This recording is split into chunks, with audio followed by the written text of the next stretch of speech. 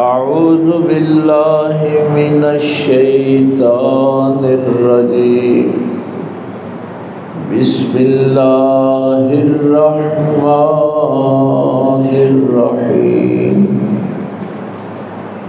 وَلَقَدْ كَانُوا عَاهَدُوا اللَّهَ مِنْ قَبْلُ لَا يُوَلُّونَ الْأَدْبَارَ وَكَانَ عَهْدُ اللَّهِ مَسْئُولًا قُلْ لَنْ يَنْفَعَكُمُ الْفِرَارُ إِنْ فَرَرْتُمْ مِنَ الْمَوْتِ أَوِ الْقَتْلِ وَإِذًا لَا تُمَتَّعُونَ إِلَّا قَلِيلًا آمنت بالله صدق الله العظيم وصدق رسوله النبي الأمي الكريم ونحن على ذلك من الشاهدين والشاكرين والحمد لله رب العالمين قال الله تبارك وتعالى في شان حبيبه مخبرا وآمرا إن الله وملائكته يصلون على النبي يا أيها الذين آمنوا صلوا عليه وسلموا تسليما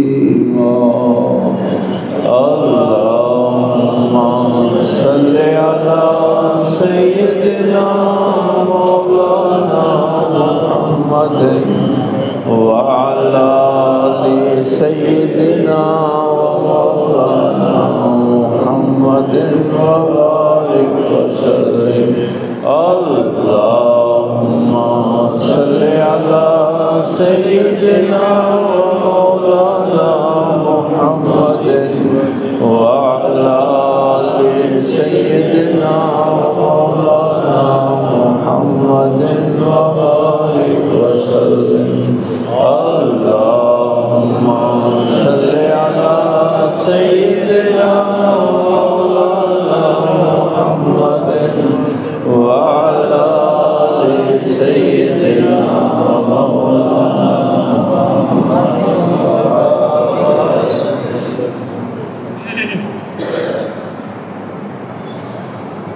اللہ رب العزت کی حمد و ثنا کے بعد اور پاک پیغمبر صلی اللہ علیہ وآلہ وسلم کی بابرکت منزہ اور کریم ذات پہ ہدیہ درود و سلام پیش کرنے کے بعد نہایت واجب الاحترام حضرت علامہ سعید احمد سعیدی صاحب، دیگر معزز علماء، سامعین، بزرگوں، دوست و عزیز بھائیوں، سورہ احزاب سے ہم غزوہ احزاب کی مختصر سی تفسیر جو ہے وہ آپ کے سامنے عرض کر رہے ہیں۔ اس کو ایک واقعہ نہیں سمجھنا کہ آپ یہ سمجھیں کہ ایک واقعہ رونما ہوا اور قرآن کریم نے اس کو بیان کر دیا اور پھر ہم یہ سمجھیں کہ یہ تو اس دور کی بات تھی اور اس میں سے چند معجزات جو ہیں ان کو بیان کر دیا جائے اور آپ سبحان اللہ کہہ دیں اور میں بھی چلا جاؤں اور آپ بھی چلے جائیں۔ یہ مقصد نہیں ہے قرآن کریم کا۔ یہ کتاب ہدایت ہے، اس کے ایک ایک واقعہ میں ہدایت ہے،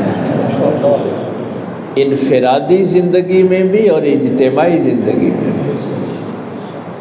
تو آپ نے جب غزوات کو بھی اس میں دیکھنا ہے، جنگوں کو بھی دیکھنا ہے قتال کو بھی دیکھنا ہے تو اس سے ہدایت دیکھنی ہے کہ مجھے کیا ملے۔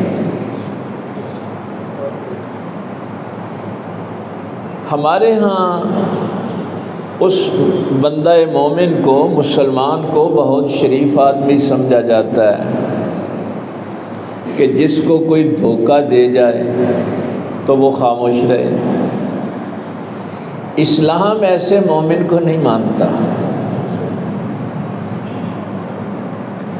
یلدغ المؤمن من جحر واحد مرتين،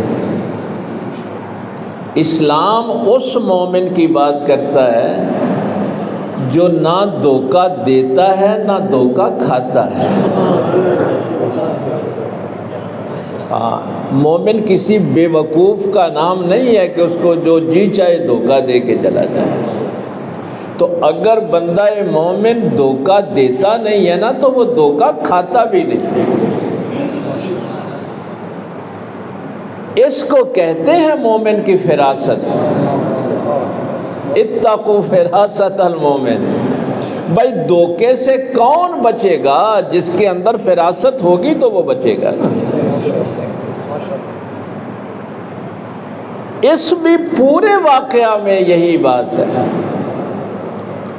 کہ کیسے مکہ سے لے کے درمیان کے سارے نجد کے قبائل اور پھر مدینہ شریف کے اندر منافقین اور پھر یہود کی ساری سازشیں، ان تمام کے دھوکوں کا مقابلہ کر کے پیغمبر نے اپنے لشکر کو کیسے سرخرو کیا۔ یہ ہے اس کا جو مین مقصد ہے بیان کرنے کا۔ تو آپ نے اپنی انفرادی زندگی میں بھی یہ جو اسلام دشمن قوتیں ہیں ان کا کیسے مقابلہ کرنا ہے، اور اجتماعی سطح پہ بھی مسلمانوں نے مل کے کیسے ان کا مقابلہ کرنا ہے۔ میں نے پہلے درس میں یہ بات آپ سے کہی تھی کہ 2 ہجری میں غزوہ بدر ہوا، اور غزوہ بدر کے بعد پھر ظاہر ہے مسلمانوں کی ایک دھاک بیٹھ گئی۔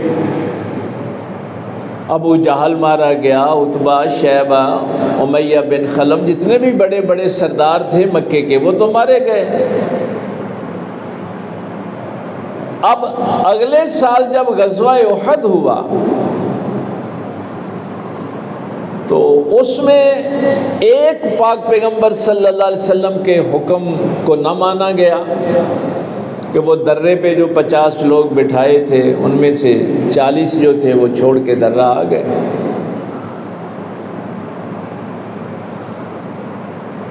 اب ظاہر ہے اللہ تعالیٰ نے وہ 4 پارے میں تفصیل کے ساتھ ہے ساری بات، اور یہ جملہ میں نے پہلے بھی آپ کو بتایا ہوا ہے کہ غزوہ احد سے یہ ہمیں بتایا گیا تھا کہ پاک پیغمبر صلی اللہ علیہ وسلم خود بھی موجود ہوں، اگر ان کی موجودگی میں میرے نبی کی نافرمانی ہوگی تو فتح نہیں ہو سکتی۔ یہ بات ذہن سے نکال دو کہ تم پیغمبر کی نافرمانی کر کے کبھی کامیاب ہو سکتے ہیں۔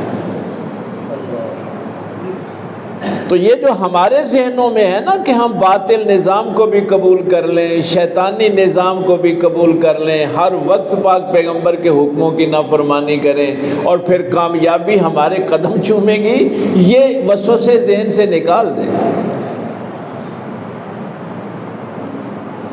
اب یہ پس منظر آپ کے ذہن میں ہونا چاہیے۔ ظاہر ہے اب مسلمانوں کے 70 لوگ شہید ہوئے اور نبی پاک صلی اللہ علیہ وسلم کے خود دندان مبارک، یہ وہ خود جو تھا وہ تو اندر تک چلا گیا تھا، کھینچ کر نکالا گیا اور پھر مرہم پٹی کی گئی۔ ذرا تصور کریں کہ جب پیغمبر کے حکم پہ عمل ہوتا ہے تو پھر کیسے پھر وہی شکست پھر فتح میں بدل جاتی ہے۔ غزوہ احد کے اگلے دن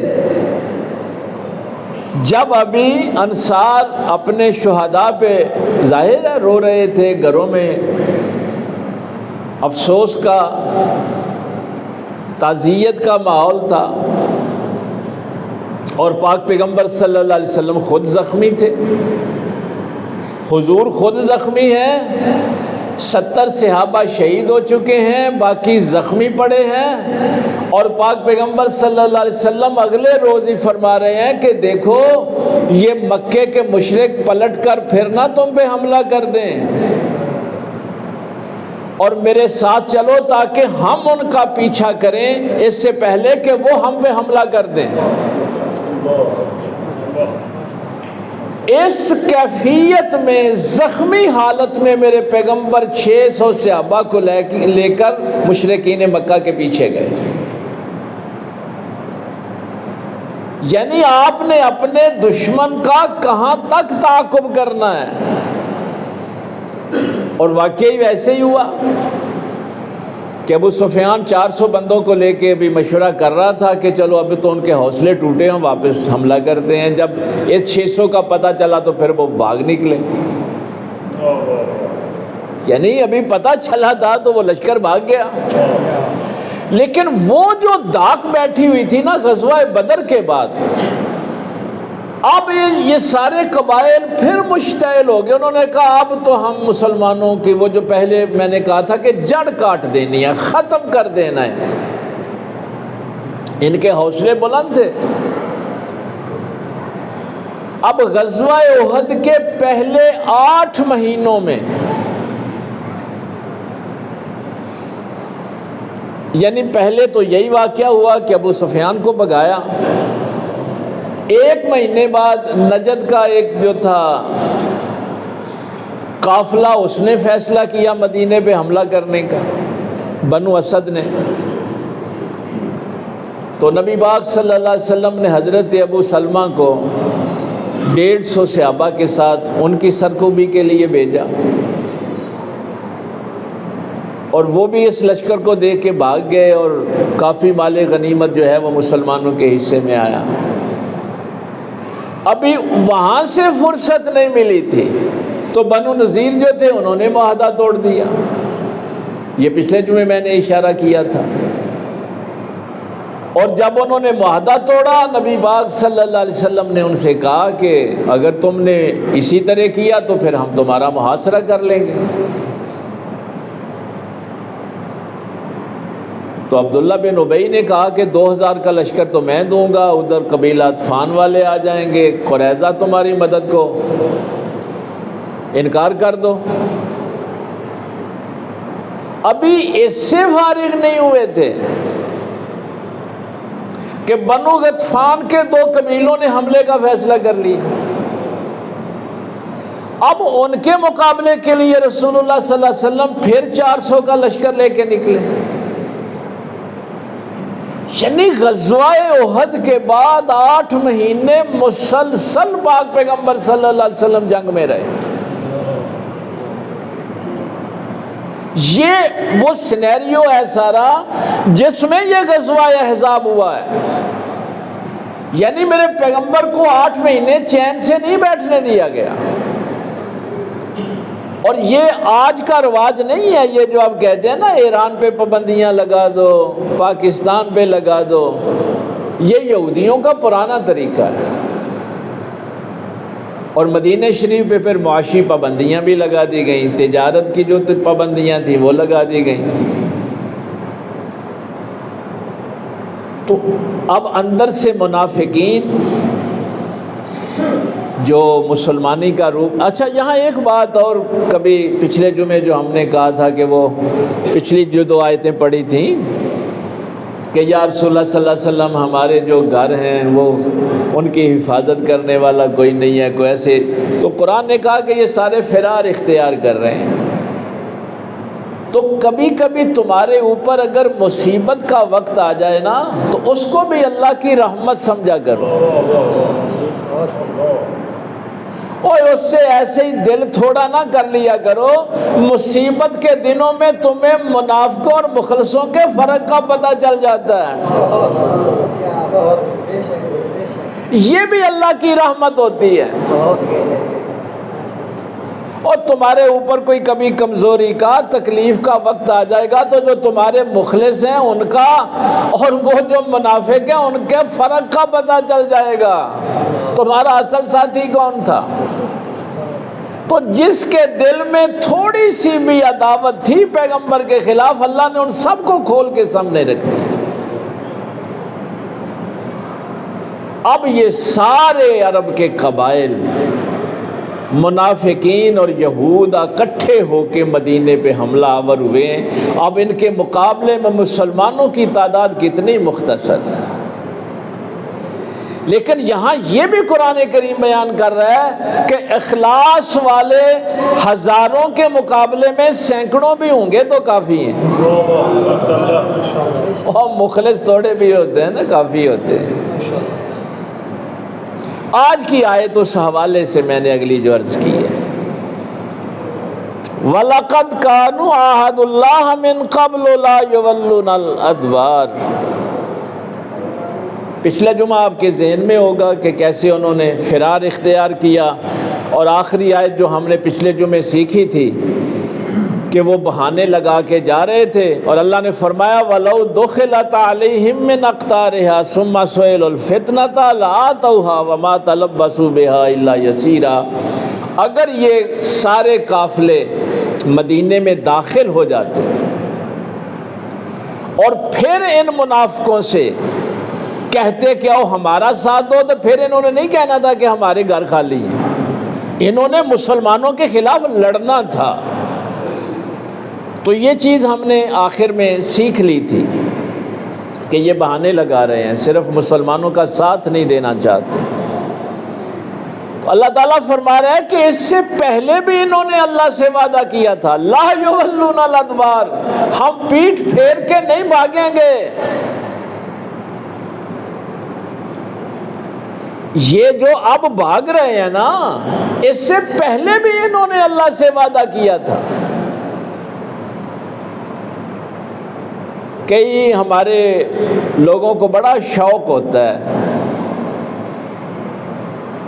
کہ قتال کی کوئی نوبت آئے تو پھر ہم میدان جہاد میں جائیں اور اپنی جان قربان کریں، بڑا جذبہ ہوتا ہے یہ۔ لیکن میدان جہاد کا یہ اصول اسلام کا ذہن میں رکھنا کہ جب کبھی میدان میں پھر آمنا سامنا ہو تو پھر پشت دکھا کے نہیں بھاگے۔ اگلی آیت میں وہ بات آ رہی ہے،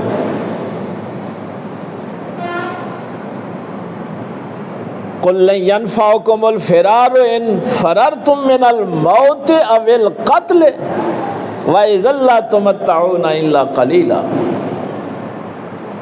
یہ اس بات سے فرار اختیار کر رہے ہیں کہ یہ قتل سے بچ جائیں، موت سے بچ جائیں، اور اسی لیے بھاگ رہے ہیں نا کہ موت سے بچ جائیں، قتل سے بچ جائیں۔ مثلا اب اس میدان جہاد میں اگر تم موت سے بچ جاؤ گے تو کیا قیامت تک کی زندگی تمہیں مل جائے گی، یا ساری دنیا کا مال و متاع اکٹھا کر لو گے؟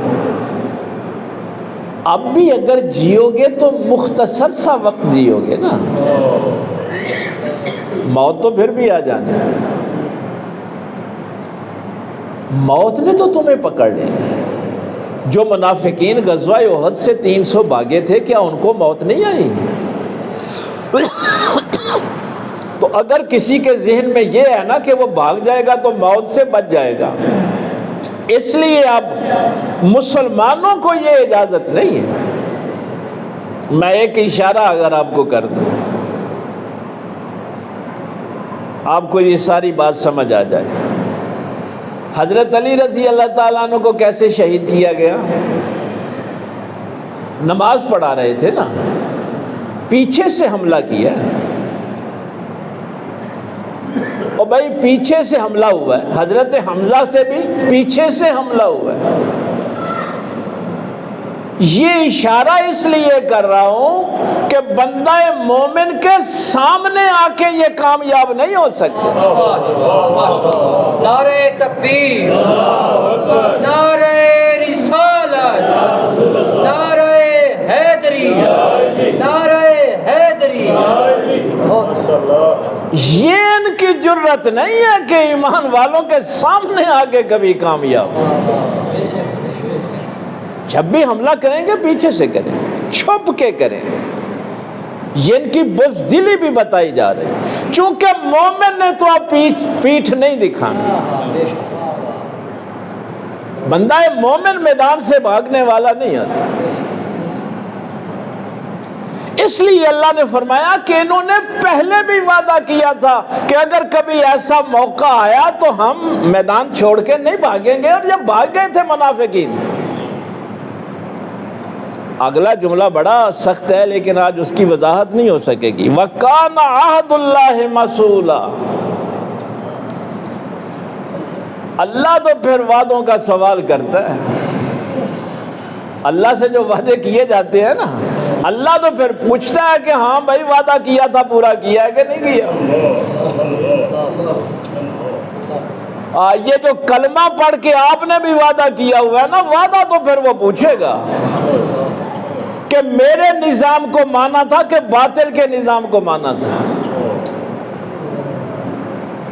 یہ ان منافقین سے بات کہی جا رہی ہے کہ یہ تم مت خیال کرو کہ تم اللہ سے وعدہ کرو کہ ہم پیٹھ پھیر کے نہیں بھاگیں گے، اور آپ بھاگ گئے ہو تو اللہ پوچھے گا نہیں۔ اور پھر اس کے بعد جو بنو قریظہ کے ساتھ ہوا، اس غزوہ کے بعد، وہ انشاءاللہ آگے چل کے اس کی تفصیل آئے گی۔ قُلْ مَنْ ذَا الَّذِي يَعْصِمُكُم مِّنَ اللَّهِ إِنْ أَرَادَ بِكُمْ سُوءًا أَوْ أَرَادَ بِكُمْ رَحْمَةً۔ کیا جملہ ہے یار!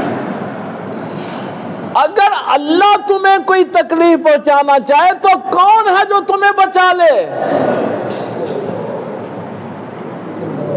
اگر اللہ رحمت کا ارادہ کر لے تو کون ہے اس کی رحمت جو تم سے دور کر دے؟ تم سمجھ رہے ہو کہ ہم بھاگ کر جو بچ گئے ہیں تو یہ رحمت ہے؟ اللہ سے کیے ہوئے جو وعدے ہیں وہ پورے کرو۔ خدائے ذوالجلال کے ساتھ جو دیکھیے یہ جو وَأَوْفُوا بِالْعَهْدِ إِنَّ الْعَهْدَ كَانَ مَسْئُولًا، چونکہ منافق کی بھی یہی نشانی بیان ہوئی ہے نا، یہ ہماری قوم کے اندر یہ بڑا مسئلہ پیدا ہوتا جا رہا ہے۔ ہم سمجھتے ہیں کہ بات سے پھر گئے تو پھر کیا ہوا، اور اس کو ہم عادت سمجھتے ہیں کہ ایک عادت ہے، کوئی بات نہیں، کسی سے بات کی تھی مکر گئے ہیں تو پھر کیا ہو گیا۔ منافق کی نشانی ہے یہ، اور منافق جہنم کے آخری درجے میں ہوگا۔ ایمان والے اپنے وعدے پورے کرنے والے ہوتے ہیں۔ جو بھی کسی کے ساتھ وعدہ کرتے ہیں، وَأَوْفُوا بِالْعَهْدِ إِنَّ الْعَهْدَ كَانَ مَسْئُولًا، اپنے وعدے پورے کرو، قیامت والے دن اللہ وعدوں کے متعلق سوال کرے گا۔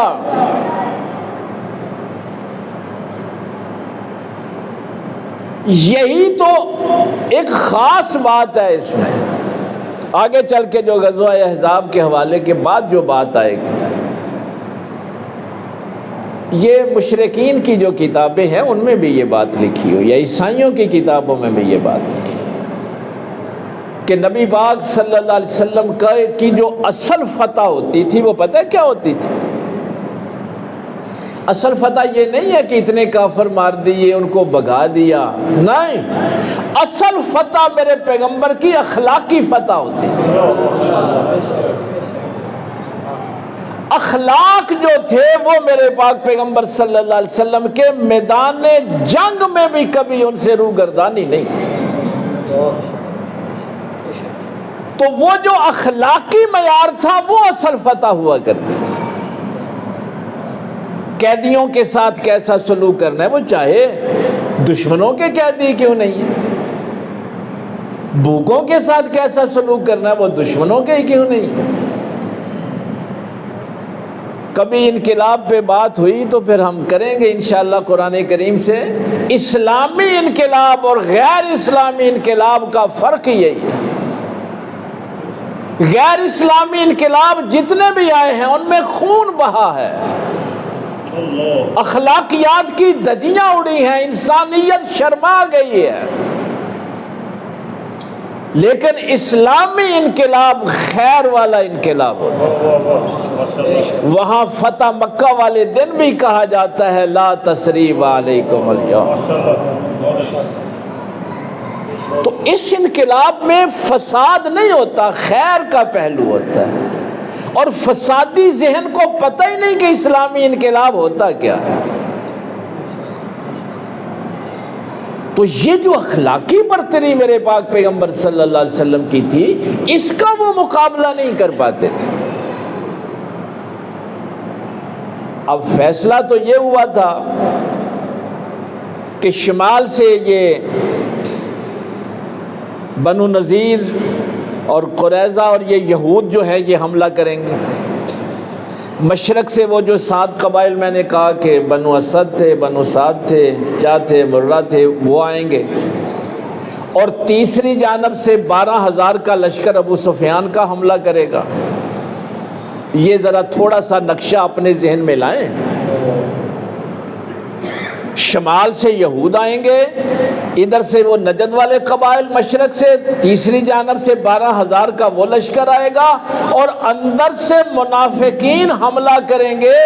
یہ وہ کیفیت ہے جس کو قرآن کہتا ہے کہ پھر آنکھیں پتھرا گئی یہ ماحول دیکھ کے، اور کلیجے منہ کو آ گئے۔ یہ ہے وہ کیفیت۔ لیکن وہ جو علمی برتری ہے، اخلاقی برتری ہے، ادھر صرف 3,000 کا لشکر ہے جو تینوں اطراف سے، چونکہ جنوب کی جانب تو باغات اتنے تھے کہ حملہ ہو نہیں سکتا تھا، اور پیچھے صرف ایک پہاڑ کا آسرا لے کے یہ خندق جو کھودی گئی ہے، اس کو 25 دن تو ہو گئے اس کو، اور اندر کوئی چیز بھی کھانے پینے والی نہیں آ رہی، معاشی بائیکاٹ بھی پوری طرح جاری ہے۔ تو قبیلہ بنی غطفان کا نعیم ابن مسعود حاضر ہوا، میرے پیغمبر کا اخلاق دیکھ کے کہنے لگا یا رسول اللہ میں مسلمان ہونا چاہتا ہوں۔ مسلمان ہو گیا۔ اب وقت کم رہ گیا، میں سارا واقعہ تو نہیں عرض کر سکتا۔ کہنے لگا یا رسول اللہ صلی اللہ علیہ وسلم مجھے بھی تلوار دیں تاکہ میں ان کا مقابلہ کروں۔ وہ جو میں نے کہا نا کہ یہ علم، عقل، اخلاق، اس کی جو برتری ہے، میرے پاک پیغمبر صلی اللہ علیہ وسلم نے فرمایا کہ اتنے بڑے لشکروں کے سامنے تو ایک تلوار کے ساتھ کیا کر لے گا؟ اس سے بہتر ہے کہ تو اپنے قبیلے میں واپس چلا جا، وہاں جا کے کوئی خدمت کر۔ کہا یا رسول اللہ صلی اللہ علیہ وسلم اگر میں ایسی تدبیر کروں کہ لوگ کہیں کہ اس نے دھوکہ دیا ہے، فرمایا نہیں، یہ دھوکہ نہیں ہوگا، بلکہ یہ تو ان کی تدبیروں کے خلاف تیری تدبیر ہوگی۔ بھائی یہ بھی دیکھو نا، بنو نذیر دھوکہ دے کے چلے گئے ہیں، بنو قریظہ نے معاہدہ توڑ دیا ہے، باقی جن کے ساتھ امن کے معاہدے تھے وہ توڑ دیے ہیں۔ فرمایا یہ تیری تدبیر ہوگی۔ یہ 25 دن کے بعد کا واقعہ ہے۔ نعیم ابن مسعود واپس گئے، جا کے بنو قریظہ سے کہا، یہ جو یہودیوں کا قبیلہ جس نے معاہدہ توڑا تھا،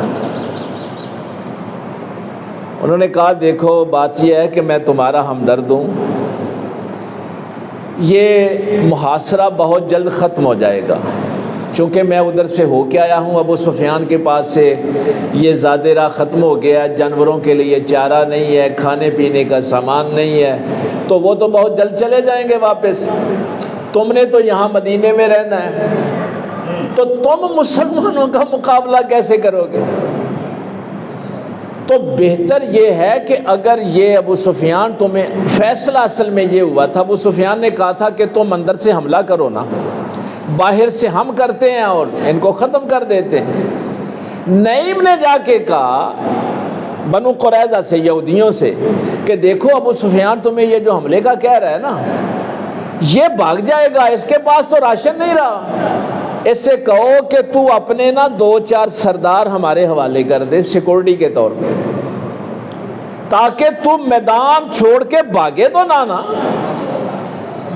یہ نہ ہو کہ کل کو تو بھاگ جائے تو ہم مسلمانوں کا سامنا کیسے کریں گے۔ بنو قریظہ نے کہا کہ ہاں یہ بات تو ٹھیک ہے۔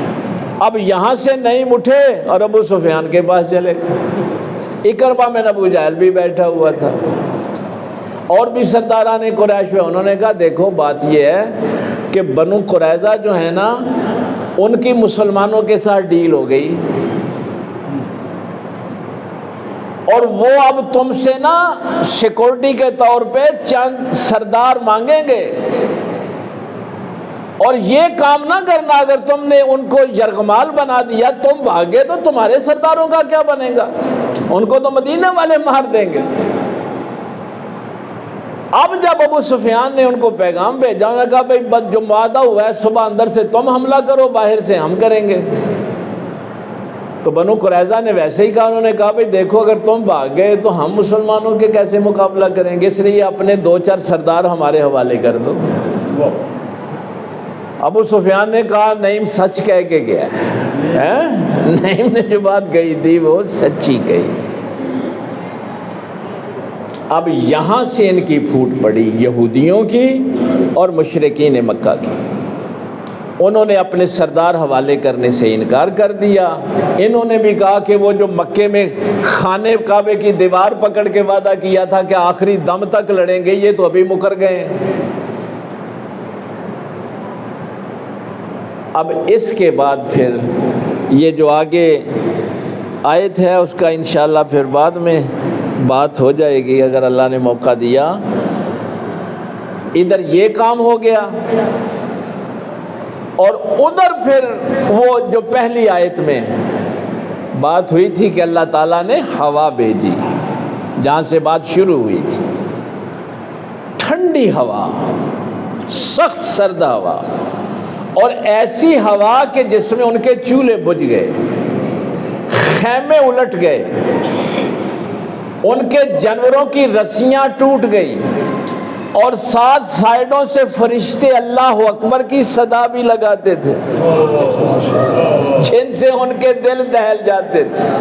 آگے یہ آیتوں میں آئے گی، یہ جو اشیحتن والی ہے نا آیت، اس میں جا کے اس کی تفصیل آئے گی۔ اب ابو سفیان اپنی سواری کو سنبھال نہیں پا رہا اور بھاگ گیا۔ باقی لوگوں نے بھی اپنی جان بچانے کی فکر کی، تو خیمے پلٹ گئے، برتن بکھرے پڑے ہیں، جانور ادھر ادھر کو بھگدڑ مچ گئی، پیچھے سے فرشتے اللہ اکبر کا نعرہ لگا رہے ہیں۔ جب صبح مسلمانوں نے دیکھا کہ وہاں کوئی لشکر نہیں تھا، وہاں پہ کوئی خیمہ نہیں تھا، کوئی جانور نہیں تھا، اس موقع پہ میرے پاک پیغمبر صلی اللہ علیہ وسلم نے فرمایا، اب وہ آیتیں پچھلے جمعے والی ذہن میں رکھنا، جب منافقین نے کہا تھا کہ محمد کو حوالے کر دو مشرکین کے، اب تو تمہیں کوئی نہیں بچا سکتا، واپس پلٹ آؤ۔ اب میری سرکار وہاں کھڑے ہو کے فرما رہے تھے، آج کے بعد جزیرۃ العرب والے اکٹھے ہو کے کبھی مدینے پہ حملہ نہیں کر سکے۔ یا ایھا الذین آمنوا اذکروا نعمت اللہ علیکم، یہ تھی وہ نعمت جو اللہ نے فرمایا، یہ جو ابھی ابھی اللہ نے تمہارے اوپر نعمت نازل کی ہے، اس کو بھی یاد کرو۔ جب چاروں طرف سے جاءتکم جنود، سارے لشکر اکٹھے ہو کے آ گئے تھے، تو اللہ تعالیٰ نے یہ، ہاں اس کے بعد پھر کبھی بھی مشرکین کو جرأت نہیں ہوئی مدینے پہ حملہ کرنے کی، کبھی بھی ان کی اکٹھے ہو کے کبھی انہوں نے مدینے پہ پھر حملہ نہیں کیا۔ اس کے بعد پھر یہ حدیبیہ والا واقعہ ہوا، یہ پھر غزوہ خیبر والا ہوا، یہ پھر دور دور والے پھر 8 ہجری میں فتح مکہ ہو گیا، لیکن اب ان کی کمر ایسی ٹوٹی۔ تو تو اس میں بہت سے یہ سبق ہیں جو امت کو اب بھی سیکھنے کی ضرورت ہے۔ اس کے لیے یہ میں نے ابتدا میں جملہ کہا تھا کہ بندہ مومن جو ہے اس کے فراست کا اندازہ کریں کہ وہ کیا ہوتا ہے، وہ کتنا بیدار مغز ہوتا ہے، آنے والی چیزوں کو کس نگاہ سے دیکھتا ہے اور دور تک دیکھتا ہے کہ کیا کچھ ہونے والا ہے۔ نظر تو میری تمہاری بھی آپ پہ پڑتی ہے۔ یہ جو حدیث میں نے وہ رہ گئی تھی، اتقوا فراست المومن، اللہ یہ کیوں کہہ رہا ہے کہ مومن کی فراست سے ڈرو؟ اس لیے کہ جو تم ابھی سوچ رہے ہو نا وہ پہلے سے جانتا ہے یہ کیا کرنے والا ہے، اس کے انجام سے ڈرو۔ تم مومن کو دھوکہ نہیں دے سکتے۔ کیوں؟ اگلا جملہ بڑا کمال کا ہے، اس لیے کہ وہ اللہ کے نور سے دیکھتا ہے۔ نعرہ تکبیر، نعرہ رسالت، نعرہ حیدری، نور قبلہ عالم، آستانہ یا نگر شریف۔ اپنے علم اور اپنی عقل سے نہیں دیکھتا، وہ اللہ کے دیے ہوئے نور سے دیکھتا ہے۔ کبھی ظاہری اسباب کو، ظاہری چیزوں کو دیکھ کے مرعوب نہیں ہونا۔ میرے بابا جی فرید الدین مسعود گنج شکر رحمہ اللہ ایک جملہ فرمایا کرتے تھے کہ جب تجھے یقین ہے کہ اللہ تیرے ساتھ ہے، یہ بڑھیا جملہ بابا جی فرمایا کرتے تھے، جب تجھے یہ یقین ہے کہ میرا اللہ میرے ساتھ ہے تو اس کے بعد پھر لوگوں سے ڈرنا ہی تو منافقت ہے۔